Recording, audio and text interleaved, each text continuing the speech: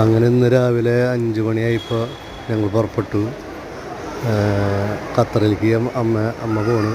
അപ്പോൾ കൊച്ചി നെടുമ്പാശ്ശേരി എയർപോർട്ടിലേക്ക് ഞങ്ങൾ യാത്രയായി. അങ്ങനെ അവിടെ എത്തി. രാവിലെ ഒരു 6:45 എത്തി. അങ്ങനെ ഞങ്ങളവിടെ ചെന്ന് അമ്മ ഒറ്റയ്ക്ക് പോകണതിൻ്റെ ഒരു ടെൻഷനുണ്ട് അമ്മയ്ക്ക്. പക്ഷേ അനിയത്തിൻ്റെ കൂടെ വർക്ക് ചെയ്യുന്ന ടീച്ചറും ഫാമിലിയൊക്കെ ഉണ്ട്. അത് വേറെ സമാധാനം. അവരുടെ കൂടെ പോകുമ്പോൾ ഒരു കൂട്ടായില്ല. അങ്ങനെ എയർപോർട്ടിലെത്തി. അപ്പോൾ അവിടെ ചെന്നപ്പോൾ അവിടെ ഇപ്പോൾ പുതിയൊരു സിസ്റ്റം ഉണ്ട് കേട്ടോ. ആദ്യം ഉണ്ടായിരുന്നില്ല.